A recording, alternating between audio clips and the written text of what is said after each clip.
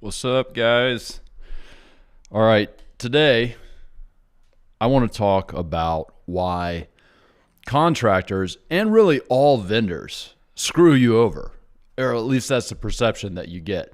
And it's really because these guys are playing by different rules, and honestly, they just don't care about you. And it makes sense. They shouldn't care about you. If I was giving them advice on how to run their business, you are just another piece of the pie. Now, you guys know I flipped hundreds of houses, hired like maybe even into the four figures of 1099 vendors over my 17-year career. And it's just the trend that continues. Every once in a while you find a special one, but I'm going to show you, I'm going to break down exactly why I think it's very rare, and it's probably not going to last. So the biggest thing is small business versus corporate. All right. A lot of you guys might come from the corporate background, or just like school in general and all that is teaching you what it's like to work a job, maybe in a corporate environment. And it's just different. I know, because I used to work in the corporate environment. And here's the best analogy that I could give you is working in corporate is like a boxing match. There are rules, and if people break those rules, they, people hate on them. Like, you can't break those rules. You can't do this. This guy's being a little bit too aggressive. And then there's people like Mike Tyson that came in there and beat the shit out of everybody because he was more like a street fighter. You get in a street fight and it's all bets are off. There are no rules. You're trying to win because you're protecting yourself. Okay. And that's the difference between small business and corporate. Corporate, they have rules. If anybody breaks them, they're kind of like a black sheep or whatever, and nobody likes them, and they can't move up, and they might lose their job. And then in the small business, like, you are fighting to put food on your table. Okay, and then let's think about the economics here. Okay, let's take a contractor, for instance, but I'm talking all vendors. So you have contractors, you have wholesalers, you have realtors, you have your CPA, you have attorneys, you have title people, you have, blah, blah, blah, blah, blah. All these different people, property management companies. You have all these different people who you're vendor, and think about contractors who are probably the people you're going to give the most money to over your career. It's hot as crap in here. Hold on. Contracts. So let's say that you're a big time flipper. Okay. You really, take this up a notch, and let's say you do 10 flips in a year. Okay. 10 flips in a year. Let's use the iPad. I took some notes before I did this. So, you have 10 flips in a year, and let's say that the average cost of the renovation is like $40,000. Okay. $40,000, 10 flips, so $400,000. Now, the contractor is not making all of this, right? He's probably, the profit margin is probably like 25% of their gross revenue. That's not profit that they put in their pocket. Okay, their profit is probably much lower. I mean, like, if you're actually running a company, it's like probably 5% or lower. But let's just say that it is, in fact, $400,000 times 25%. $100,000 is what they're putting in their pocket. Okay, but that's gross revenue, right? So if they, for instance, have a crew, which to do 10 flips in a year, they're certainly going to have a crew. They got to pay those guys. Okay, and then they have other expenses like insurances. They have whatever, their office, their truck, their all this different overhead. So they're not taking home all of that, right? They might take home half of that. Okay, and then of course they get a higher profit margin if they were going to be, for instance, doing all the work themselves. But do you actually think that somebody could do 10 $40,000 jobs by themselves in a year? Hell no, right? So you get the economics here. You cannot be their whole pie, right? In fact, oh my gosh, my computer's trying to solve this for me. You can't be the whole pie. you're probably simply just a little slither right here. And that, the contractor, is your biggest 1099. Okay, and you're just a small piece of them. I mean, think about a CPA, like a CPA to get their full-time business. I mean, you're not even a line on you're just not even a blip. You're like one of others in here. Right? You know, they probably have some big clients, but you're nothing. Okay, get used to it. You're just nothing. Okay, so my whole point of this video, this stream, is that you personally are going to be the person that makes a difference. You're going to be the person that makes somebody care.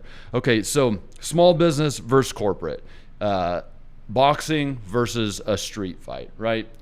In the corporate, you got to care about other things. There's the politics. In the street fight, it's about putting food on your table, and the economics just don't add up. Okay, you're not. You as the client are not the big dog to them. And even if you're a big dog, you're not the whole pie, most likely.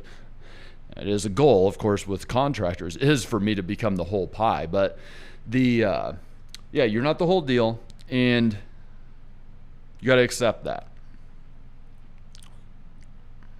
Next, it is simply a hard business to run. Okay, so let's think about this further. Not being the whole pie, that means that these people have to have multiple jobs going on, or if it's a different vendor, they have other customers, and you are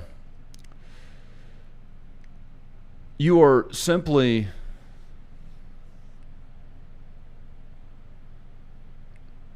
if you were in their seat, your goal would be to get the lowest bandwidth sucking customers. All right. So you would attain a customer, and then you would hope that you had to put as little effort as possible to maintain that customer. So you go focus on expanding that pie.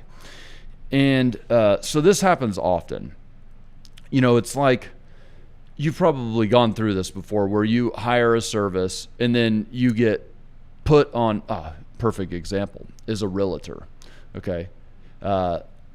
What you want when you hire a realtor, what you're hoping for is that, okay, hey, I need to buy a house. I'm going to flip this house, and it's going to be awesome. You'll be able to sell it on the back end. And so find me a house. Okay. And it's like, think about it from that realtor's perspective. They're like, well, find you a house. That means like you got to do all kinds of stuff to find a house. Like, I need to know what you want. I need to know where. I need to, like these different things. And honestly, using this example, realtors don't know jack about that kind of stuff. They're not investors. They're marketers. They're just pushing deals. Okay. And so anyway, but that's what a lot of people go into the mindset thinking is that, or go into this deal thinking is that these people are going to find them deals. Okay. And that's what they expect. But instead, what does the realtor do? They're like, okay, I'm going to put you on a search, which means they're going to send you an automated email based on some filters by some questions they asked. And now to them, you're not going to be a lot of bandwidth because they're just going to wait for the next thing to come from you, which is, oh, I like this house. I'm going to do that house. But on the other hand, you're sitting there thinking, yo, dude, I'm trying to hire you to be a buyer's agent, which means you go find me deals. And no, they don't. They don't want to do that. That would cost way too much bandwidth. And quite honestly, that is not their job. Okay, even though I talk a lot of crap on realtors, that's not their job. It's your job to find deals. And okay, so you get the point though. They have systems in place like the mail or the email thing, the put you on the list thing. And that's the best thing for them because now you're not bandwidth to them until you're ready to act and spend money. That would be the best thing. However, most businesses aren't operators like that. Realtors aren't either. Just the setting up on a list thing is basically automated for them through the MLS and the email system. So it's really easy for them to do. So you're really, the only way it works well is if they've actually built a good operating system, like built a good infrastructure for their company, whoever the vendor is, whether it's a wholesaler or not. They have great systems in place where people are taken care of, they're communicated with, there's systems to get them through whatever they're trying to do and be the most profitable possible. But like, think about who starts owning businesses in small business land. It's the best technician.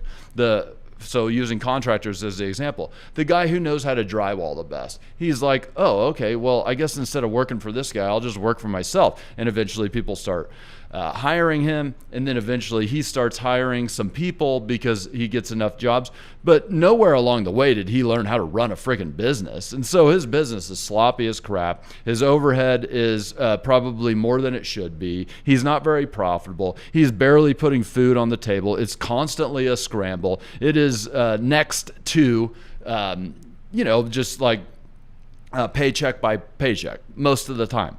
Okay, it's he bought a job and does not know how to run a business. So the idea of taking on more clients just makes it sloppier and sloppier. However, he's got to take on more clients because, as I showed you earlier, the economics just don't work for these guys, and it doesn't work for any of these companies. They have to take on more people, or they are business operators. And if they are business operators, you ain't hiring them, okay? They cost too much. That would be the thing. Is if you were a good business operator, you would say, oh gosh, doing this $40,000 job that we talked about earlier doesn't make any sense for me. Like, I'm not going to make any money. So let's make that $60,000, and then I'm going to hire out these people. I'm going to put an operation behind myself, and I'm going to make sure that it's paid for in the $60,000, and I can release some of my bandwidth. Okay, great. So those are your two options. As you running your business, you can either pay what I would consider market rate, the $40,000, and manage things, which we haven't got to that yet, manage things to become important, or you just pay the $60,000 and there you go. Don't worry about it. Good luck though. You better get great deals. Otherwise it's never going to work for you. The economics don't work for you now, right? Okay. So this is why small business land is way different than the corporate world that you came from, because everybody, including yourself, is working their asses off to put food on their plate. It is a street fight. It's not a boxing match. Now, the final thing that I want to say about this is it's like, I hate the idea that it could be the most important thing in my business, and I'm relying on these other people to do it, right? Using the contractors as the perfect example, because it is the contractors and wholesalers or buying side realtors are going to be the most important vendors for your real estate business. And once you get into holding rentals, it's going to be the property management company, but still not near as important as these business drivers of contractors, wholesalers, buyer side realtors. And so you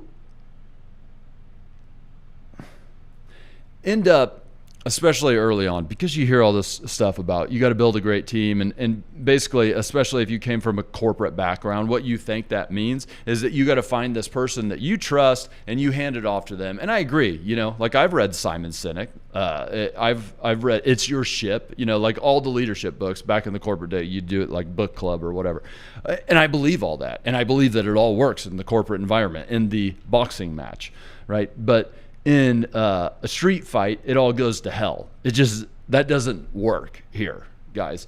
And so you think that you can just hire this person and they will handle it for you, and then you just build the relationship. However, they don't handle it for you, because as I've spent so much time trying to explain to you guys that you're just a small piece of the pie. They're just too underwater trying to figure out their business. So they're never going to do the thing. So you have this thing that is so important to your business, and it's black boxed. You don't know what the hell's going on. You don't know how the hell to do any of that stuff. If that person who's getting the job done for you happens to move or stop having you as a client, or you have some sort of conflict, which you will, like the people you work with today are not going to be the people you work with 5 years from now. You now start from zero. You have no skills except for how to manage that one person, but you don't know what they were doing.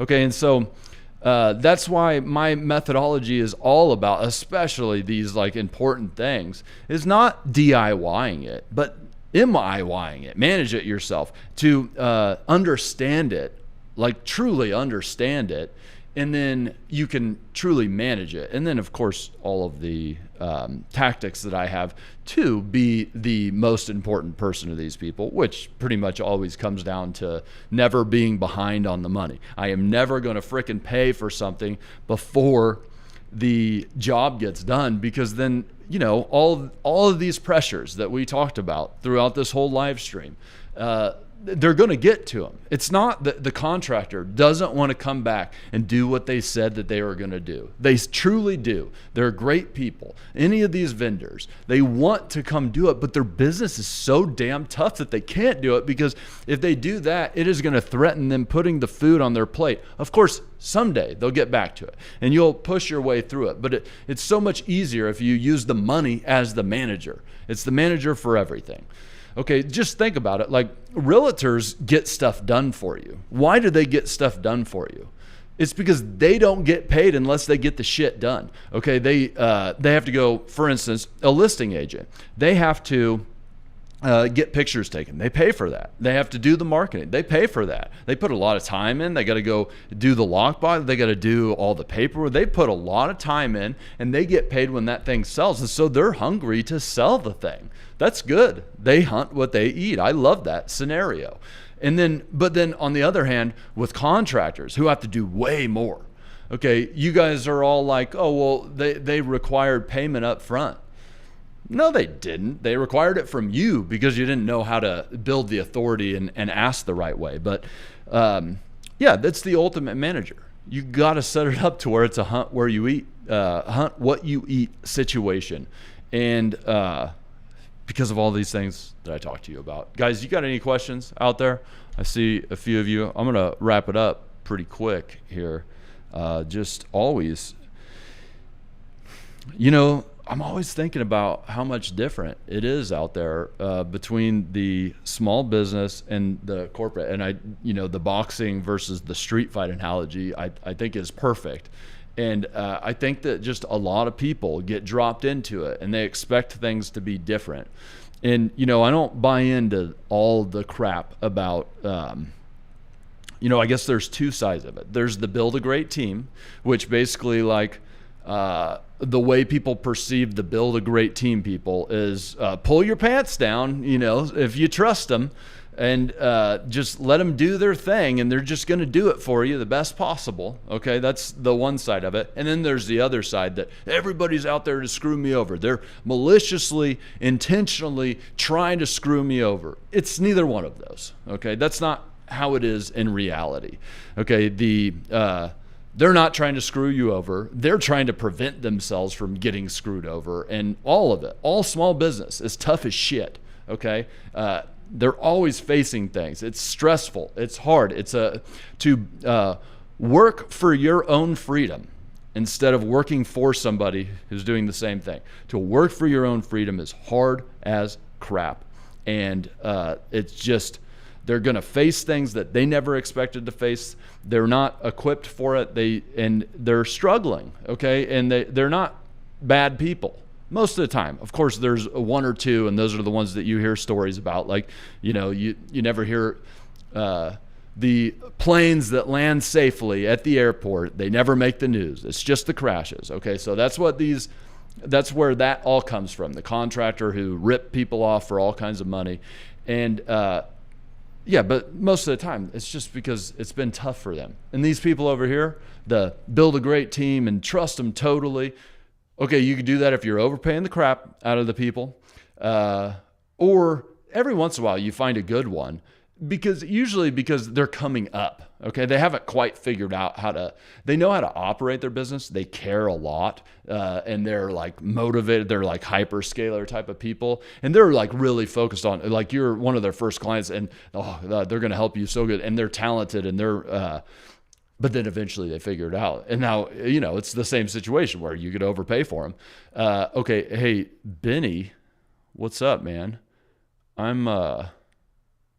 He says, I own several properties and remodel yearly because all my properties are on Airbnb and I live in Miami, which is, fraud capital of the country. That's funny. I never pay contractors or my man. Yeah, he never pays them before. Probably, it seems like this dude's got some experience. And, I know this because, I mentor people doing this thing. Okay. And I go through it all the time. Somebody comes to me in a situation. It's usually like people come to me after they've hit the situation instead of before, but whatever. The situation is like, oh, hey, this contractor won't come back. First question is, okay, what was their bid? $10,000. How much have you paid them? They said that they needed the money to get the blah, blah, blah. I'm like, dude, you got played. Here, let's find something we can grab onto that person to get them back. Okay. Like, seriously, because they're not coming back because they can't, not because they tried to maliciously screw you. It's just whatever. That money's gone, guys. The construction world, especially, and really all small business, is a whole lot of robbing Peter to pay Paul. So the money that you paid up front, it wasn't put in a freaking escrow account waiting to buy the materials or whatever crap they told you guys. It was to buy the thing that they were already in debt for. Now they're on to the next one. They're just trying to figure it out. I'm telling you, that's how it is. I know. I ran a $5 million GC firm, full stack. I've seen it all. I got a PM company. I'm pointing out the window because my building's right out there. Property management company. We got a full maintenance staff, blue collar guys. That world, guys, it's all the same. I'm telling you. Even if you're good at managing, it's the same world. Bo knows. What's up, man? Hey, anybody else got any questions? We're just hanging. I'm in Q&A mode here. I have no further content on this subject currently. Just that there's a difference. You got to know that you're getting dropped in to a pool full of sharks. And sharks, they don't run around thinking that they're going to eat some humans today. But you got a little blood in that water, boys and girls. They're going to eat you because their instincts take over. Same kind of thing with the small business world. They don't mean to eat you. It's just that there's blood in the water and they were hungry. They needed to eat because, their people needed to eat or whatever. They had bills to pay. That's the way it goes. Nothing you can do about it. Except for you can know where you're at and you can protect yourself. You can put yourself in the situation because, all right, so we know this, right? If you buy into what I'm telling you here, if you believe what I've told you throughout this video, this live stream, that it truly is that tough. They're up against the wall and it's always going to be that way. Then you know that the way that they have to operate, the whole rob Peter to pay Paul thing, is they have to go where the money's at. Okay. They have to go where the brightest fire is burning. And it's always going to be me. That's like basically what I teach throughout all of this content, through the solo house flipper community. All of this stuff is about how to make yourself the brightest fire. The people that your depth chart, all the different vendors, specifically contractors, have to focus on is you. And you just put yourself in that situation time and time again. You never let yourself be somebody that's easy to be just part of the system. I'm never part of the system. Benny said, I'm going to show your, look at this. Benny knows. So does Bo, but Bo knows. But I would be irresponsible for paying before if the material cost is considerable. Yes. Okay. Fair.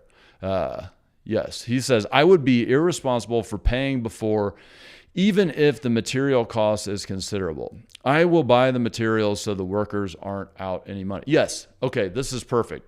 Benny clearly has quite a bit of experience with this. Probably quite successful. Looking at his picture in the suit, looking good, man. But he's clearly got experience, because this is the kind of stuff that comes from experience. And usually that experience is, I got screwed by a contractor. Now I'm pissed off. And, you just kind of start to get that, those scars on you, and you act differently because people don't like getting screwed. Okay. He is saying though that this is the pitch that you're going to get, the sales pitch that you're going to get from contractors is, well, dude, I got flooring. That's $4,000 worth of floors. Like I don't even have the money to do that. They don't have the money. I don't even have the money to do that. I can't do the job. And that is true. Okay. Materials and labor are two different things.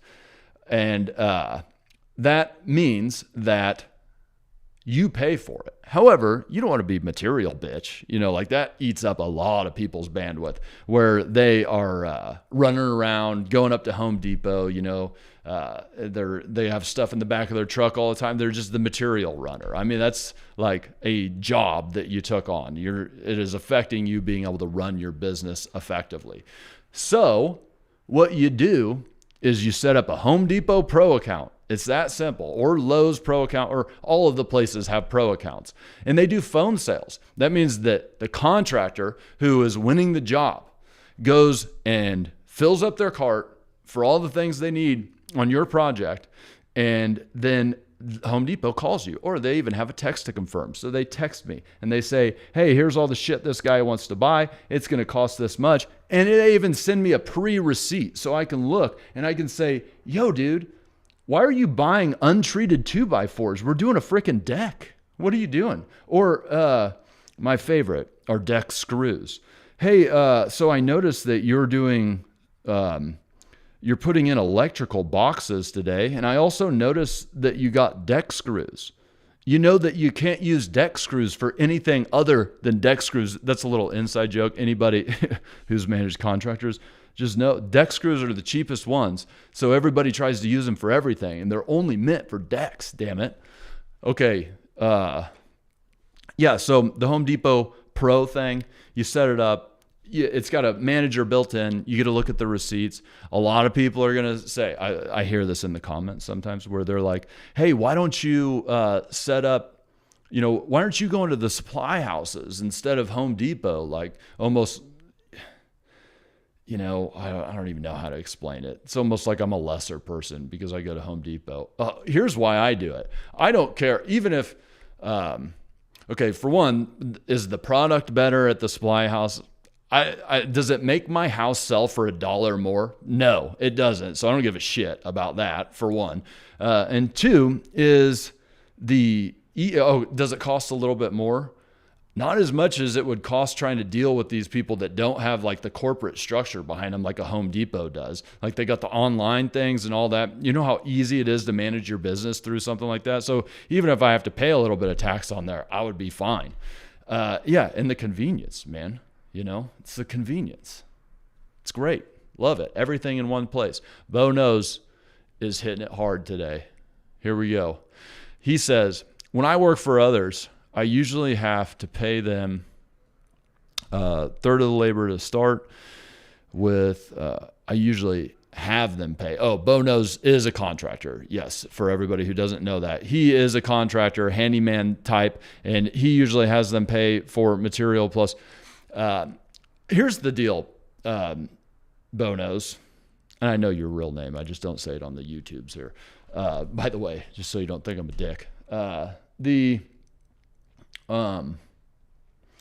thing is, if I was giving advice to you as an example, to somebody who is running one of these small businesses, I would say don't work for flippers, man. Don't maybe not that far, but I would say never start a job without getting money up front. Go market. You should raise your prices. You should, X, Y, and Z that would be bad for us as flippers. And that's why, like, I go through this stuff all the time. The profiling for the right type of contractors, and how you manage them and stuff. It is not necessarily the best advice for me, because my goal as a real estate investor is to put myself in the best position possible to make sure I get the outcomes that I want. That does not mean that I need to use the hedging that I've done to screw people over. It's like the whole idea of carry the big sword. That doesn't mean you need to unsheath it, okay? But you need to be advantage you every time in every aspect. Okay, Home Depot is equivalent of supply houses for, yeah, right. 80-20 rule. It's like the Pareto principle is what I live by life by. That, and I'm okay with not being optimized on a lot of things. Hey, here we go. Benny, dude, glad you're here, man. It's the first time you've popped up in here. I have a question for you. How strict are you about for finished details? If you got a great price on labor, does your expectation lower because you know you got a good deal? Yeah, I guess that's a good question, man. My expectation is not super high in the first place, I guess, because it doesn't, for one, I don't know how much you know about my philosophy, the whole, curriculum of what I do here, but the idea is like, I don't buy these high-end houses. I used to do some super nice houses, and there's just so much more you got to worry about. And you really do have to, like, 80-20 doesn't apply there. Like, you got to get to 100, otherwise you're going to get, because you have these like third and fourth time home buyers, they have money and they're like, nose up, and it's just got to be right for them. Otherwise, it's going to be harder. Everything's going to be harder. And truly, even if there was more money in that, I would like to be in the game that I'm in anyway, because part of, even if it makes more money, it would take up a lot of my personal space, having to deal with those type of people, personal headspace. So I am always looking at, like, here's the median of a area, and I want to buy houses that are at it, or like a little bit lower than it. Maybe, like the really great houses in those areas are selling for a little bit more, but not too much. Okay, so that's where I'm at. So those are B-class houses, or Walmart houses, as I like to call them. And the expectations aren't as high in the first place. Okay, but here's the thing about when you, the whole like carry a big sword but keep it sheathed type of thing, it means that the end of the project, like for you, I want you to have a clear scope, and I want it to be detailed and all that. Okay, but like the scopes that I agree to with these contractors are a lot of times a little bit more ambiguous, like finish the job, get it ready for rent. And then the final check, the end is like, it's when I say it's good. That's when it is. And it like, doing that is a balance of being reasonable, thinking about relationship capital first, always. And, but it's got to reach a certain threshold where I'm not going to have to go spend more money on it. So I don't know if that answers your question, but it's hard to say. It's hard to like say this is what works on every property. It's kind of like a job by job basis, and that's why I want to be in the controller's seat for all of it by being ahead of the money. Okay, but I'd say I probably let a lot more go than most people. Just like having the construction company in the past, like I tried to do this thing where I only worked with investors. Okay, thinking that this is like business to business. These guys are not going to be like the consumers that I worked with before, where it's like higher end houses, the people living in it. I was wrong. Everybody, they were quote unquote investors. They were freaking out about the same stuff, like they were going to live there with their family. And like, the thing is, I would try to explain this all the time. This is like a B or a C class house. You live in an A class house. You should have different expectations. That's not what you do here. The bid would have been like twice as high. Okay, Bo Knows has some stuff that he's bringing here. It's cool. Bo's my nickname. Oh, nice. set expectations for an acceptable finish is what he's saying as a response to you there, Benny. And then,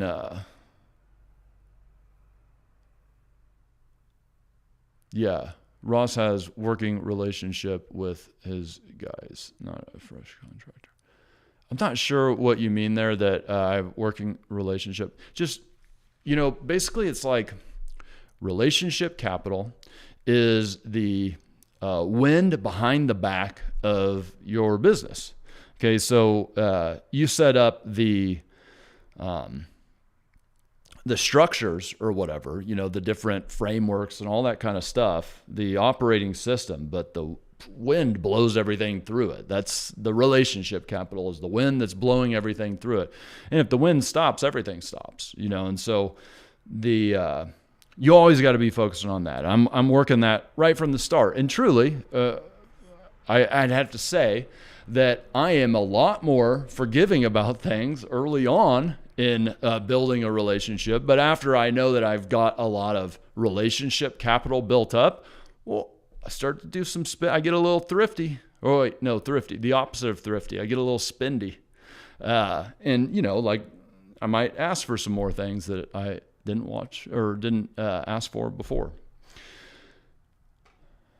Established expectation. Yeah, that's right. So Bono says that I have established expectations. Right. So it's definitely always better to work with people for a longer amount of time, because as you work with them more, it's like, you guys hear me bitch about paint on door hinges all the time, which I'm not like a super anal person at all. I don't actually give a crap about the paint on the door hinges, but the paint on the door hinges is an indicator of the lack of caring that my project got, and lack of paying attention bothers me. So people painting sloppy behind a door or in a closet. I know you just didn't give a shit and you were trying to get, your paycheck and move on. And I just want you to give a little bit of a shit. That's all. Not too much, I get it. You're running a business. All right. So anyway, that's why paint on the door hinges matters to me. But yes, a guy who's worked with me 5 or 6 times knows, that guy knows that I'm going to come in there and they're going to have to hear from me, because there's going to be a face-to-face conflict. And here's the other thing is, going all the way back to the beginning of this live stream, the small business thing versus the corporate thing, you got to be able to hit somebody in the freaking eyes, right between the eyes, with what you're thinking. It doesn't mean, when I say I'm going to go tear him up, tear him a new one, I'm going to go bust this guy's ass. What I mean is I'm going to look him straight in the eyes and I'm going to say, almost never dropping the F-bomb on here is my goal. I don't freaking like what you did here. This is why I don't like what you did here. This is what it means to me. And I just got to tell you, man, I'm not going to accept this any further. And I'm definitely not going to right now. I'm going to need you to do this. I understand that you might not want to do this, and that might cause a break in our relationship. But that's what it's going to take to continue to work with me. God damn it. Oh, here we go. Benny. Yeah, I've found that guys I hire for my properties, I wouldn't hire for the home I live in. It's just different goals. Yeah, that's right.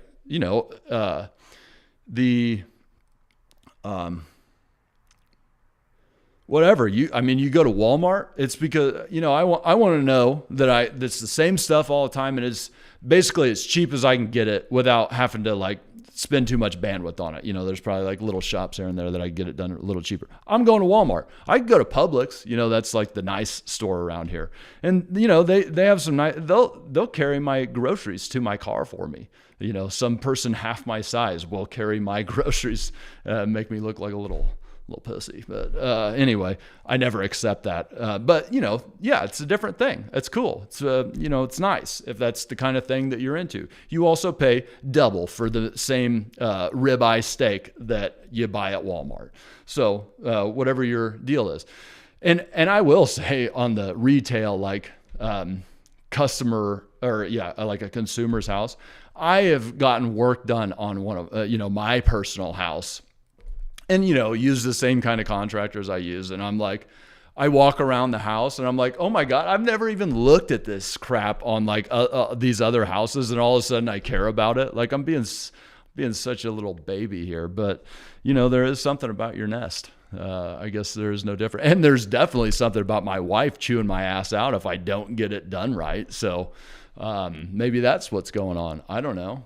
Sometimes wives want something from their husband and they'll tell you about it. And that happens. Let's see. Bono says, Pulte built townhouse has every hinge painted. He says it's got missing hinge screws and doors out of plumb. Yeah, perfection isn't a requirement. Yeah, I went and did like early on in my career, as the construction company, I would take on pretty much any job. And I took on this job doing drywall, like, hundreds, thousands of sheets of drywall in like a Hilton hotel or, some hotel, like one that you would know. I forget. I don't know that it was actually Hilton, but anyway, we go in there and I'm like, so like, what's your expectation for the finish? And they're like, oh, like 70 or 80%, like if there's some mess ups here, just, as long as, if you, I don't even remember. I just remember thinking, oh my God, I thought you were going to want like perfectly clean things. And, look around your own house and it's like, you can find drywall mistakes everywhere. Perfection costs a lot. And, even these like high-end builders. So I don't know, your Pulte built house. I'm not sure if I'm saying that right. If that's I never know names of people and things, but not sure exactly who that is. But even these high-end houses, guys, like the super, they go build a new subdivision and they're all these like great houses. They're not that much better than the cheap houses. They just do the actual materials they buy are different. They'll buy like levels up of the countertops. They'll buy levels up of the cabinets. They'll buy, but all the little things are the same. Like I know because we have the real estate brokerage as well, and they'll sell new houses and it's like inspection reports come back and they're just as long as the ones on renovations of 100-year-old house. Like it's just, the crap is wrong. Stuff gets messed up because especially, I know this live stream started talking about all vendors, but let's talk about contractors themselves, especially in this game. Like guys, once somebody gets past working by themselves, it gets really difficult. Okay. Bo knows you have a handyman company. I bet you are damn good at doing this work. You probably know how to do everything. You are probably, hot water heater break. I know exactly how to fix it. I could tell you over the phone how to fix it because you know it so in depth. But then you go like try to hire the first person and you're like, why do you suck so bad? Like, what are you, stupid? It's, I'm going a little bit far there, but it is kind of like that. Like, how did you mess that up, man? Like, gosh, I like gave you clear directions on exactly what to do. I just don't understand how you didn't get it right. And they just don't get it right. At least like, 6 out of 10 times at least, and it just will blow your mind. So, I mean, you basically have to either be a one-man shop and, as a contractor, be a one-man shop so it's right, or you try to expand and you just go through these growing pains. And honestly, the pains never end, that you just get better systems on how to manage them. And so, that's just the reality. And I wish that I had could make the video that said, this is how you stop those things from happening. I'm still trying to figure that one out. Okay. All I can do is tell you, this is how you deal with the shit that is inevitably going to happen. And that's really what my channel has always been about. Cause I think that water flows the way it flows, man.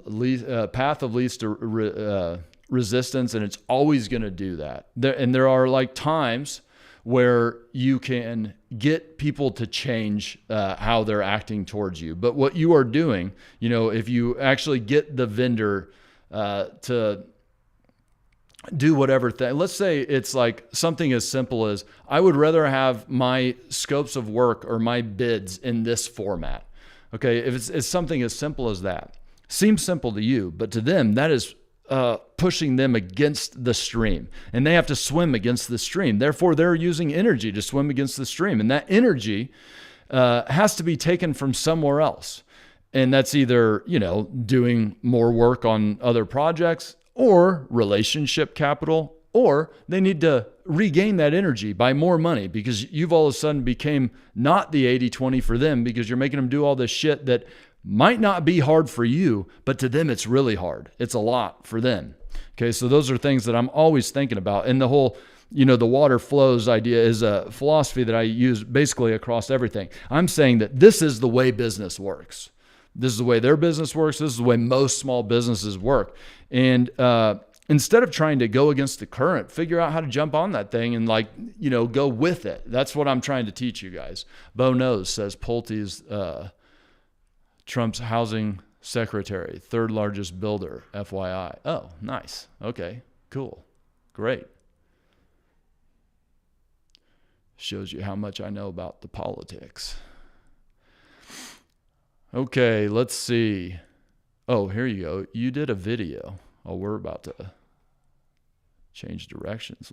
You did a video discussing doomers forecasting real estate crash. Do you think that it's risky given the current deficit and recent treasury action selling short-term debt to buy? Dude, I'll tell you, he just said, in my head, a lot of these things they talk about out there are just, there are so many factors that I don't know if anybody understands it. Because I think if everybody understood all of the factors, they would, of course, prevent this thing from happening every, however many decades it happens before market crashes. If everybody knew all the factors, they would definitely do it. Okay, but they don't. So, those are some factors. And sure, they scare me sometimes too, but it's like the reality is the only thing I know for damn sure is that there are only so many pieces of property in America.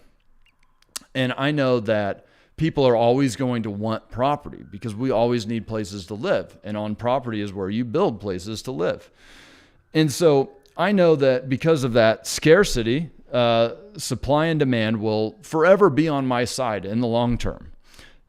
Therefore, the only thing that makes sense to me to get wealthy, the only thing that makes sense that will, continue to work is that you own more of that crap, man. You own as much property as you possibly can. Now, most of us don't have the pockets to just own property, to go buy land or whatever. So you need to make some money off of it. Okay, and it's just like McDonald's. McDonald's, they're not a burger company. They're one of the largest real estate landholders in the freaking world. And they sell burgers to pay for that land. Okay, that's the whole thing. Watch the Founder movie. They explain that whole thing. The real company is the landholder. They buy the best land in everywhere Okay, and so we're doing the same thing, basically. We're buying the land that is scarce, and then we have a house on it. So it's better to buy the one with the house already because I'm not about the building. But buy the one with the house already and use that to, those are your burgers. That's paying for the land. That's the whole idea. So even if I have break-even cash flow on these houses, I don't care because I get to own the land. That is the only thing that makes sense to me for wealth. And guys, AI ain't buying land. Robots aren't doing this crap. It's like there is no rug pull in the future. People have been doing this for thousands of years. They're going to continue to do it. That's the only thing that makes sense to me, man. And so this all goes back to, am I scared about or am I concerned about the different things?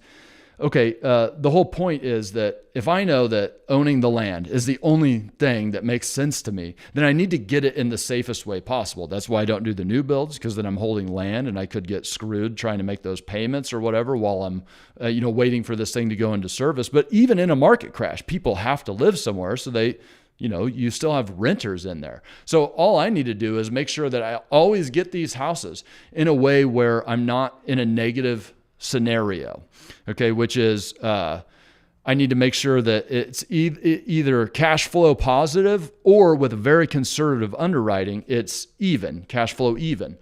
And so if I do that and I escrow the right amount of money to make sure that comes to fruition, okay, I'm good to go. That's like a protected thing. Next checkpoint, right? Checkpoint achieved. I'm on to the next one. And if it's a flip, okay, that means that is how I can get caught in the short term. So I need to make sure that the deal is so damn good that I can't go wrong. If the market crashes 30%, still in the money, baby. It's still good enough because of all the things that I teach on here. You don't go buy houses at value and hope that the market continues to rise. And if you do that, I don't care who the secretary of whatever the hell is. I don't care about what Trump did yesterday with the interest rates. I don't care about the Jerome Powell did this XYZ and Bitcoins did that other thing and the S&P and the blah, blah, blah, blah, blah.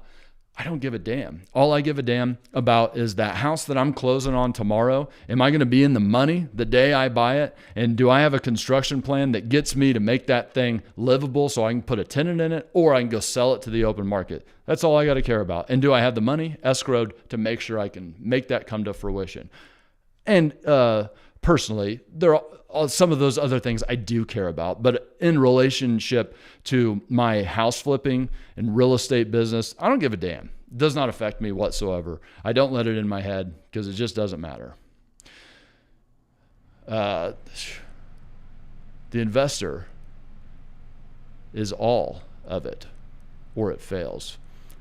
Mr. Mexican American 2023. I have no clue what I was ranting about right when you sent that message here on the live stream. And so sorry if I missed you. Welcome to the live stream though, and glad you had something to say. Sorry I didn't hit you there. Bo knows my favorite quote. They're not making new land. Oh, was that mine? Hell yeah. Got coined. All right. He says even Baltimore is allowing ADU in areas. Yeah, accessory dwelling units, honestly, the ADUs, like people like that. People love like the short-term vacation rentals and all that kind of stuff too. There's like always these things coming up. Okay, and I think that those are great icings on the cake. Okay, I've seen people buy short-term vacation rentals thinking, and I know that's not what you're talking about, but thinking that they would say things like, okay, well, hey, this can rent at XXX per day, and that will make this much cash flow. And I'm always like, okay, but let's just say that, for instance, it couldn't be a short-term vacation rental, and it could only be a regular rental. What do the numbers look like then? And they'd always be like, oh, I don't know. And I'm like, well, do the numbers, man, conservatively, like making sure that you're accounting for property management, capital expenditures, you're accounting for maintenance, taxes, insurance, all that stuff. And all of that, if you're still in the money, you're cash flowing, right? I didn't say all the expenses there. Make sure you like look at, my website or whatever. I have calculators for that kind of crap, but they're free. Don't worry, not pitching. But so if it's in the money after all of that, that is a good deal. Okay, but most of these short-term vacation rentals were only in the money if they were going to be short-term vacation rentals. That is a shitty investment. Okay, because short-term vacation rentals are like Bitcoin, and so are ADUs. Who knows how long they're going to be a thing? Who knows how ADUs are a little bit better because they're like regular rentals that you're adding on. I'll get to that in a second. But the short-term vacation rentals, people might stop doing that crap and go back to hotels, and Airbnb is nothing anymore. You don't know. I don't think that's probably going to happen, but I just don't know. What I know is that with like regular real estate, it's been around for centuries. and it's going to continue to be around. I know that. I feel like there is enough track record there for me to say, yeah, pretty sure that's going to continue to happen. But Bitcoin, like, they don't know. There's always talk like, oh, it's going to zero tomorrow. That guy that bought it all, he's screwed. Or, oh, it's going to the moon, baby. And so who knows? I just, whatever I believe about it, I don't care. It's just not proven. So to me, that's the same as taking my money, going to a blackjack table in Las Vegas and hoping for the best. That's what it's doing. Okay. And so then ADUs are a little bit better, but it's the same concept, man, that if you're buying a house and saying that if I get this ADU there, this would make sense. Well, then it didn't make sense. Okay. Because your city could stop giving out ADU permits. And Bo knows, I know you're not saying you're going to do this. You were just, saying that they're allowing ADUs, but I've been thinking about that stuff a lot. So it gave me an opportunity to go on a little bit of a soapbox there about it. So it wasn't a deal. City could take them away. It happens all the time. Okay. They stop like allowing the permits. I've seen it to where people build out these full deals and they're not allowed anymore, or the rules to get them just keep expanding the things. Here's what I think about ADUs. Here's like where I would go do an ADU. If the market was in a spiral, clearly, I would maybe think about, okay, well, now that I have things like stabilized in the business, I might go add these things as extra, but I would look at it as a different thing. That it's going to cost me, let's say, $40,000 to add this extra thing, and it's going to rent for $400 a month, just as an example. Okay, that's probably good. That's cash flowing on its own, but it didn't make the whole deal cash flowing. This is house, this is ADU, if you didn't get that. Or I would, let's say that someday I'm like, I got enough houses. I'm good. Let's now focus on how I make this super easy for myself so I don't have to do as much crap. Don't have to, meet with these people every week. Maybe it's a once a month situation. So how do I make this easier and more profitable? Now I'm going to go back and I'm going to say, hey, let's build out some ADUs, get some extra cash flow coming in here. But remember, adding an ADU doesn't get me more land, and land accumulation is the game. Okay. And so ADU takes my bandwidth, prevents me from going to buy the neighbor's house. I would just rather go focus on buying the neighbor's house as long as that first house is in a safe position. And if it wasn't in a safe position without the ADU, it was a shitty deal. Hey, there it was. That's what I wanted to say. That's what I wanted to say about ADUs and short-term vacation rentals. The fact that 70% are too lazy to do this. Oh, hey, Shaw. Dude. Oh, hey, this guy. I'm gonna put it out there. Here we go. Let's go. Thank you for the kind words, man. I have a case study. 328 Oswego. Oh, dude, I saw that you put that in the Flip Brain the other day. I knew that was you. And he got it for 105K, 65K construction, hard money at 15% down, and a 9% rate. I have it at 225 and can't sell. Please help. Yeah, okay. I'm going to pop that up one more time. He is saying that you got it for that price and you have it at 225 and can't sell. So you have it done and it's not selling. Is that what you're saying? It's on the market right now, but it will not sell. Just to make sure I'm clear on that. Is that what you're saying? Or you're saying that you have estimated the after repair value to be 225 and you're trying to see if that's a good deal or not? I know that there's a little bit of a delay in here, so I'm waiting for him to answer that question. I think he's got a call set up with me tomorrow too, so must be urgent. Waiting. Waiting for the answer. Focus on, Bono says, focus on single family over townhomes for the land, right? Yeah, always, man. You know, and I own some apartment buildings and stuff like that. But the thing is, I don't like them because the safe play for me is get more land and a single family home. It is like the most sure thing possible. If I can make sure that has at least a 0 or positive cash flow, $1 positive is good enough with a conservative underwriting, then yeah, I just acquired more land, selling burgers to make it happen.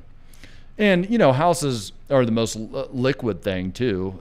You know, the highest and best use for a house is a primary resident, and you can, you know, offload them pretty quickly if you ever needed to. I'm going to go back to Shaw here. Shaw, I think. Shaw?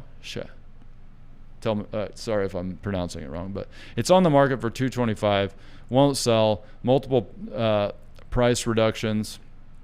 Yeah, dude, there's no, this is basically what he's saying right now. He's having an issue where he's listed a house at $225 and it will not sell. And he's asking me if what would I do in this situation? The thing is that there is not control over the market, and the market is what the market is, and there's nothing you can do about that. So the market is speaking, and it is saying to you that it's not worth $225 yet. Okay, so there's a couple things that could potentially be happening. One is that it is just not worth that, and so you could upgrade the property, and by putting more money into it, which is probably not a good idea. Or you can lower the price, and that's what you've been doing. Or you can wait longer, because eventually somebody might come by that's the perfect house for them, and they just want it regardless. But you might be waiting for a long time, and that you don't want to be in the situation of. Now, is there you might want to look if there's low-hanging fruit, like a mess in the house. Maybe the copy on the description is poor. Maybe the pictures are shitty. There's like the digital introduction of the house creates the filter through which they see the rest of the house. So the pictures need to be good, professional looking. They need to, walk through the property correctly. And then the description, most people do the lame ass, welcome to 123 Main Street. And it's like, get out of here. Your job is being a marketer, like market. And marketers use copyright. Copywriting is the heart and soul of marketing. Copywriting is writing in a way that instigates action from somebody. Welcome to 123 Main Street doesn't make me want to do shit. So they should be thinking about what the benefits of the home are for the people buying it, and start to create the filter through which they see the rest of the property. So, those things can help out quite a bit and make a huge difference, truly. The perceived value of the house goes up immediately. But I got to tell you, most of the time it's because it's priced too high, or it's not, not nice enough. Would be that got to do some other things. If I was going to do some other things, I would think about what is the main friction causing things in this house. And most likely I would focus on, they pull up to the property right here and they walk up to the property, where the first few things they see, and I'm going to put a little bit of effort into that to, once again, better create a filter through which they perceive the rest of the house. Okay, I'm doing one more question. We're over an hour right now, and I have some stuff to go do. Mr. Mexican American, I'm doing an ADU and new build on a current property in SoCal. Do you plan on taking phone calls in the future or on your live stream? Ooh, dude, that's cool. The hotline. I could do the hotline. I do take calls. I take private calls on the website, solohouseflipper.com. You could schedule one of those. And it's actually me. So that'd be cool. I do have products to sell, but like, yeah, how I'm talking to you right now is how I would be talking to you. I don't care if you want to do them. If you don't, I'll give you some strategy advice. But I like the idea of taking the calls on the live stream. I do sometimes do hot seats on here, basically to where I would take your deal and make a live stream from it. If you're in the solo house flipper community, which is free, you can post on there, and I usually answer every question inside of there. And sometimes I'll make that a hot seat, if that answers your question. Oh, we got a new hotline. He says, man, that'd be cool if it worked out. I would consider that. I don't think there's probably enough people that tune into these yet. Hormozy's got like 1 million people that signs into his. So the hotline thing is really easy. They get to pick all the best ones. But I'm not sure. Maybe someday.